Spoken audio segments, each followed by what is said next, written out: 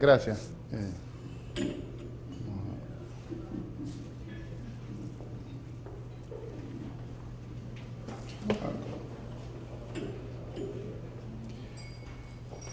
Bueno, solo para no pasarnos en el tiempo, ¿verdad? Vamos a ir contabilizándolo. No pasar de los 30 minutos.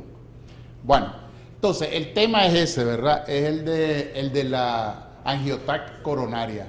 Esta es una técnica de investigación de enfermedad coronaria relativamente, podríamos decir que nueva.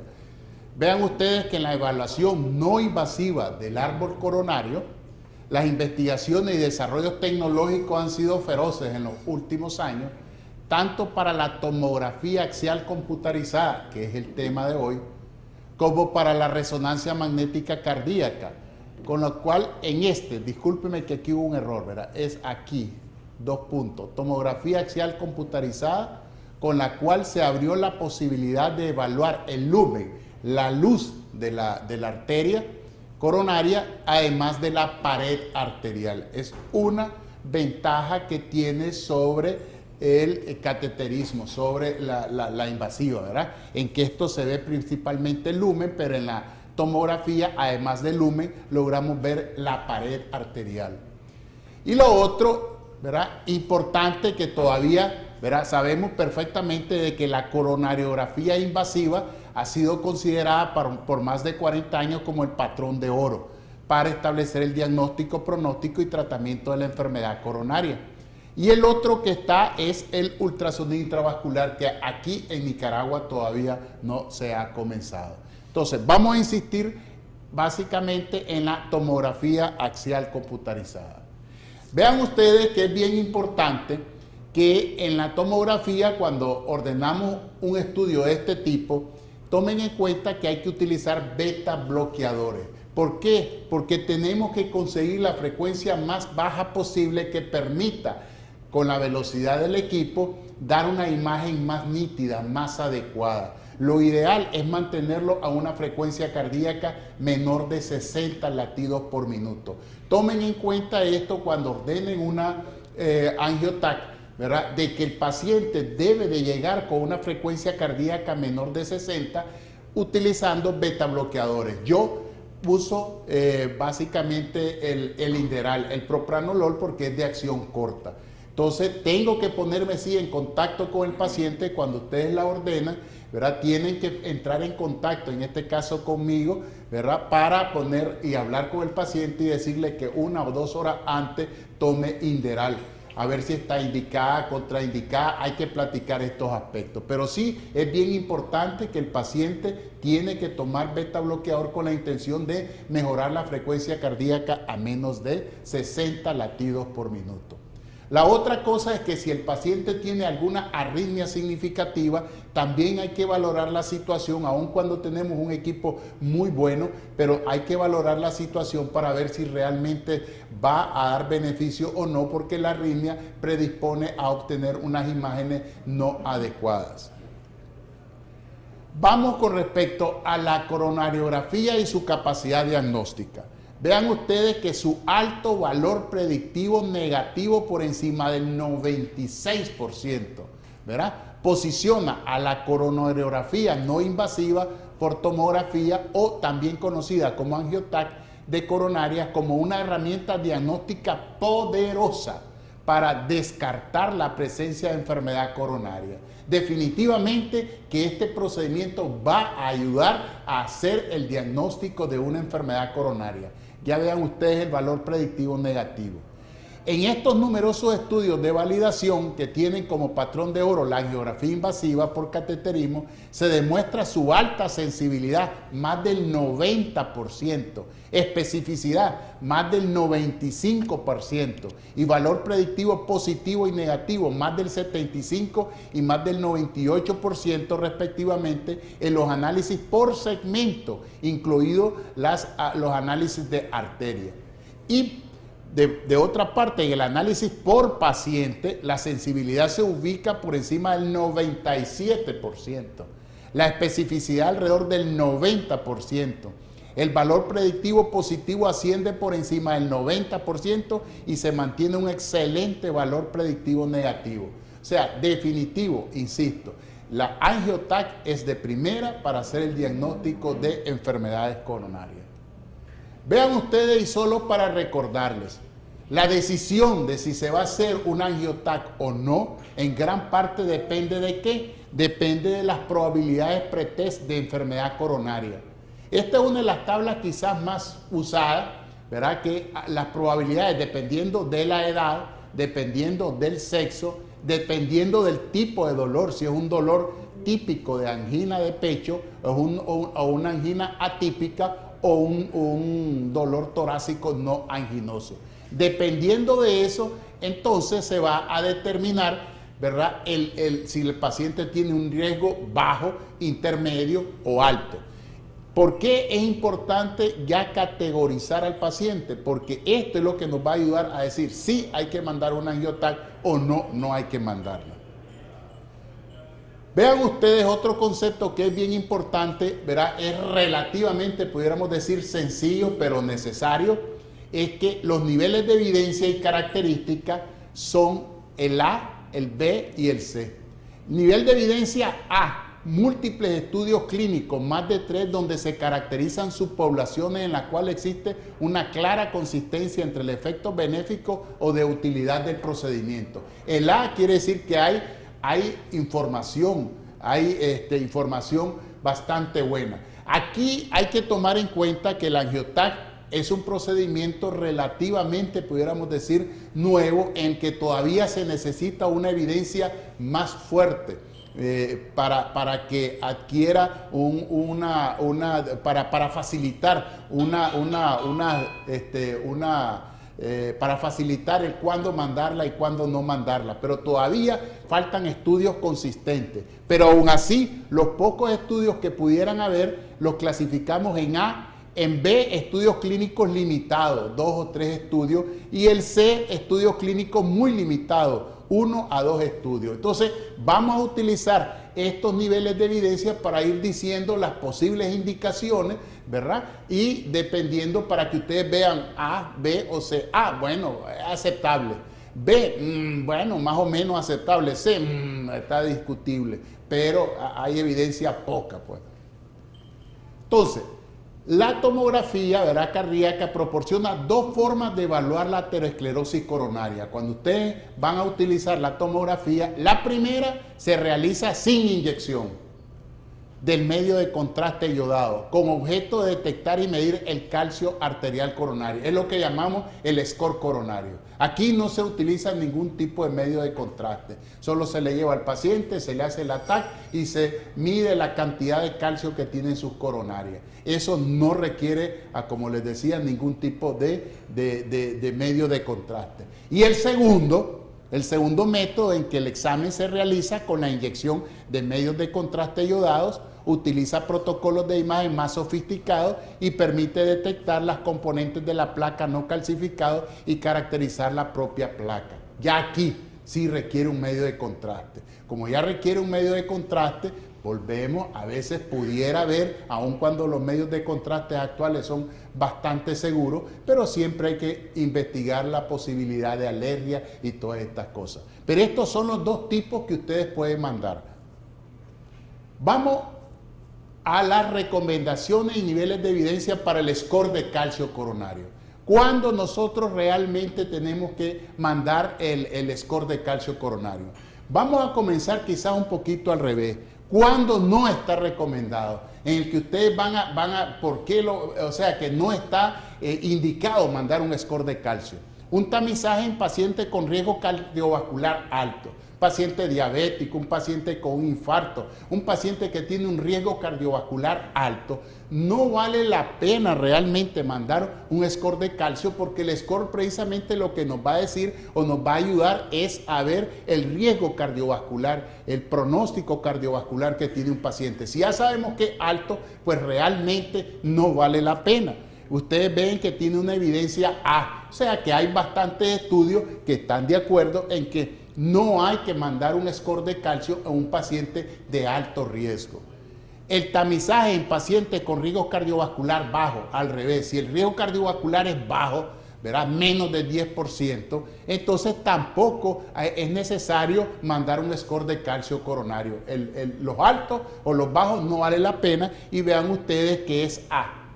Luego después tenemos otros en que sí está recomendado, puede considerarse útil como estrategia de reestratificación de riesgo en pacientes con un riesgo cardiovascular intermedio, que es la mejor indicación. Riesgo cardiovascular intermedio, pero quiere estar un poco más seguro, entonces mandemos un score de calcio para ver si de un riesgo intermedio y sale positivo su score de calcio, entonces a ver si sube a un riesgo alto. Vean ustedes que la evidencia es B. Hay algunos estudios que favorecen este tipo de procedimiento. Luego, historia familiar de enfermedades coronarias prematuras en pacientes con riesgo cardiovascular bajo. También hay menos evidencia. Vean ustedes que es una evidencia, bastante menos evidencia, pero pudiera ser una recomendación. ¿Por qué insisto en esto de las evidencias? Porque todavía les decía de que no está claramente establecido, no está claramente definido cuándo hay que mandar un angiotac, ¿verdad? Eso todavía está así discutible, pero en general basado en evidencia, me refiero a basado en evidencia. Entonces, eso básicamente es con respecto al score de calcio coronario. Vean ustedes unas recomendaciones de angiotac coronario en pacientes con un dolor torácico agudo. El dolor torácico agudo. En esto no está recomendado. ¿En qué caso no está recomendado? Cuando el paciente tiene información suficiente para decir definitivamente un síndrome coronario agudo.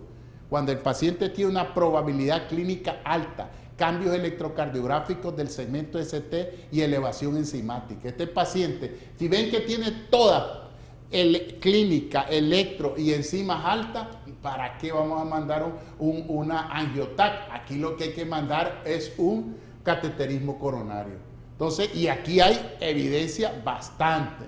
Entonces, en este caso, estemos bien claros. No es necesario mandar un angiotac. Aquí lo que hay que mandar es un cateterismo coronario lo antes posible. En los casos en que el paciente tiene unas probabilidades altísimas de estar cursando con un infarto agudo o un síndrome coronario. Entonces, en esos casos no estaría indicado mandar un angiotac, ¿verdad? Y vean ustedes que hay bastante evidencia. ¿En qué otros casos pudiera estar recomendado?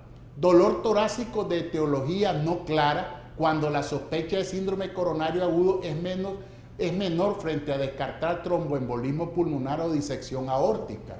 ¿Verdad? Si ustedes ven, tiene datos tiene un dolor en el pecho, pero más probablemente pudiera ser una tromboembolismo o una disección aórtica.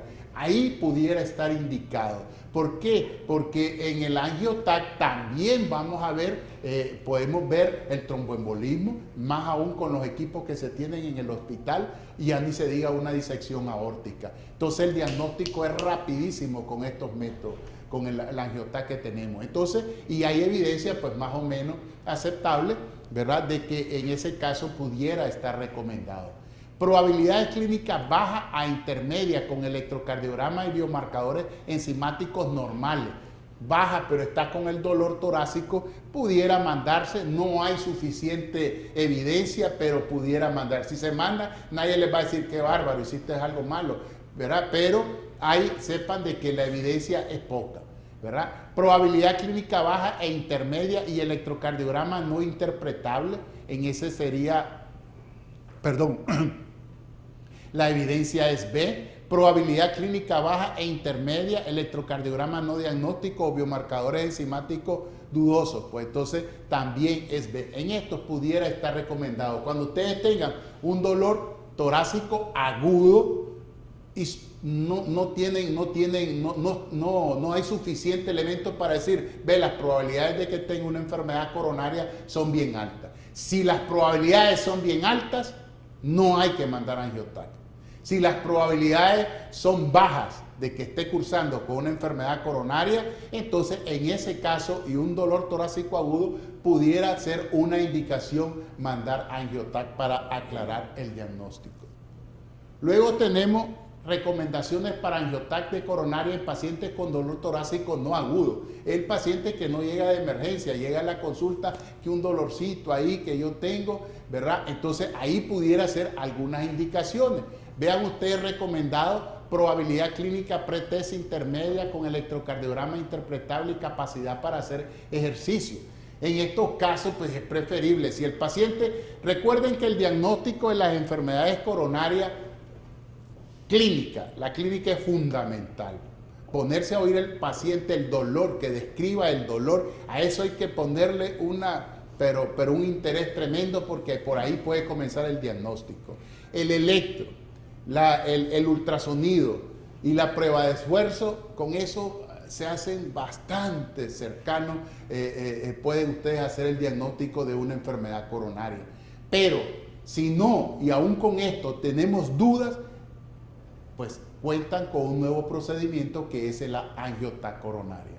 Vean ustedes, probabilidad pretest baja o intermedia, un electrocardiograma no interpretable o imposibilidad para realizar ejercicio, pues ahí vean ustedes de que está con un dolor torácico no agudo, pero ahí está el dolor y quieren aclarar, quieren estar seguros. Vean ustedes, aunque la evidencia es poca, pero ayuda. Que continúa sintomático a pesar de prueba de esfuerzo electrocardiográfica negativa o pruebas funcionales de isquemia por imágenes con resultados negativos. Tuve un paciente hace poco que, bueno, él llegó con un dolor típico de angina. Se le hizo una coronariografía y salió normal. Entonces, bueno, se le siguió dando tratamiento, pero el paciente, dado la insistencia del dolor, pues se hizo un angiotac y definitivamente no. Había una obstrucción coronaria significativa, incluso en el tronco de la coronaria izquierda. Y entonces esto nos sacó de apuro y al paciente pues había que hacerle incluso un bypass. Entonces ayuda tremendamente. Pruebas funcionales de isquemia por imágenes, eco, estrés o perfusión con medicina nuclear que arrojan resultados equívocos, discordantes o no interpretables. Volvemos a lo mismo, aunque hay más o menos evidencia, pero si hay duda ante un dolor, consideren la angiotac. Historia previa a revascularización miocárdica previa a ser intervenido, consideren una angiotac. Imposibilidad para canulación selectiva de coronaria en pacientes estudiados para cirugía cardíaca. Vean ustedes, la evidencia es baja, pero bueno, pueden considerar un angiotac. Antecedentes de enfermedad coronaria, intervencionismo con stent coronario cuyo diámetro sea igual o mayor a 3 milímetros. Ahí pueden considerarla. Cuando el diámetro es menor de 3, no ayuda mucho, aunque con este equipo sí, pero en general lo ideal es tener que sea el diámetro mayor de 3. Vean ustedes, la evidencia es B. Antecedente de revascularización miocárdica y persistencia de síntomas, B. Cuando existe sospecha de anomalías coronarias o fístulas arteriovenosas torácicas, en esto ayuda una barbaridad, B, es B. Entonces, no está recomendado si el riesgo cardiovascular es bajo. Baja probabilidad clínica pretest de etiología coronaria y pruebas funcionales para isquemia negativa. Es decir, si todo está relativamente bien, aunque diga que tenga un dolor, pues ahí las probabilidades para realizar un angiotac no estaría recomendada. Recuerden que un angiotac, primero es costo, cuesta $1,225. Segundo, es un riesgo, el riesgo alérgico. Tercero, hay que dar betabloqueadores, hay que dar nitratos a la hora del procedimiento. Entonces, todo esto implica cierto riesgo que el paciente hay que decirle. Entonces, si lo vamos a hacer y se lo vamos a mandar es porque realmente lo necesita. Entonces, un paciente como este, riesgo cardiovascular bajo, baja probabilidad clínica pretest de etiología coronaria y pruebas funcionales para isquemia negativa, ¿para qué? Aunque tenga un dolor torácico no agudo, pero aquí por lo menos con esto ya demostramos que eso no es coronario. Definitivamente que con esto ya demostramos que no es coronario. Luego, esto es recomendaciones de angiotac de coronarias en el paciente totalmente asintomático. Todo esto se tiene que mencionar porque hay pacientes que llegan, que ellos quieren estar seguros, que sus coronarias estén bien o estar seguro de que pues que no tengan ningún problema. Entonces vean ustedes lo recomendado. Una historia previa a revascularización miocárdica con arteria mamaria interna previa a intervención para cirugía torácica o cardíaca no coronaria. Vean ustedes la evidencia. Programado para cirugía cardíaca no coronaria con probabilidad intermedia de tener enfermedad coronaria concomitante. Programado para cirugía mayor no cardiovascular o cirugía vascular con baja clase funcional y riesgo cardiovascular intermedio o alto. Riesgo cardiovascular intermedio con alta sospecha de isquemia silente y pruebas funcionales equívocas o no interpretables o prueba de esfuerzo con score de intermedio. Antecedentes de enfermedad coronaria, intervenciones con stent en el tronco principal de más de 3 milímetros coronarios y o revascularización miocárdica y alta sospecha de isquemia silente a pesar de pruebas funcionales negativas. Falla cardíaca o baja fracción de eyección de recientes diagnósticos para búsquedas de etiológica con probabilidades bajas o intermedias de tener origen coronario. Siempre que ustedes consideren ser algo coronario, sí o no. Si hay de que les sale la duda, piensen en hacer una angiotac. Si ustedes dicen, no, aquí las probabilidades de que sea una enfermedad coronaria son tremendamente bajas, porque aquí eso hay que hablar siempre con los pacientes. Siempre el paciente con dolor en el pecho, nunca hay que decirle, usted no tiene infarto, usted no tiene, sus coronarias están tremendas. No, aquí a los pacientes solo les podemos decir, aquí podemos hablar solo de probabilidades. Usted, aunque sea un dolor que le tocan y definitivamente que es una artritis ahí en el tórax, en la pared, entonces, aunque estén seguros de eso, las probabilidades de que sea coronaria son tremendamente bajas. Y insistirle, yo no estoy diciendo que no pueda tener una, pero que sus probabilidades son bajas o que sus probabilidades son altas. Y en base a eso es que hay que tomar decisiones. Entonces, si las probabilidades son altas, definitivo, hay que hacer una coronariografía. Si las probabilidades son bajas y ustedes dicen, bueno, tendrá algo en las coronarias, sí o no, piensen en una angiotac. Ya otras son otras recomendaciones de angiotac de corazón, ¿ves? Recomendado ya para cosas un poquito más especializadas. Aquí van a ver algunos ejemplos. Vean una gran placa, vean esta es la coronaria derecha. ¿Ves? Vean esta placa, miren estos negritos, esos negritos, vean estos negritos y vean cómo está el lumen disminuido. Aquí mismo lo ven, aquí está engañosa en la coronariografía, pudiera decir que un poquito está obstruida, pero aquí ustedes ven la placa y es una placa de las placas peligrosas, son las placas que no están calcificadas. Estas placas se supone, ¿verdad?, de que tienen un riesgo mayor de infartarse, de hacer un infarto agudo. Eso es de mucha ayuda en las tomografías, en la angiotac, porque al hacer diagnóstico de este tipo de placas, eso nos da la información de que pudiera ser un paciente de alto riesgo de infarto. Entonces vean ustedes, ahí está una plaquita, vean la placa, esos negritos, aquí está, y aquí está el lumen, ¿ven? Aquí tienen otra placa, vean ustedes, aquí viene el lumen, ¿verdad?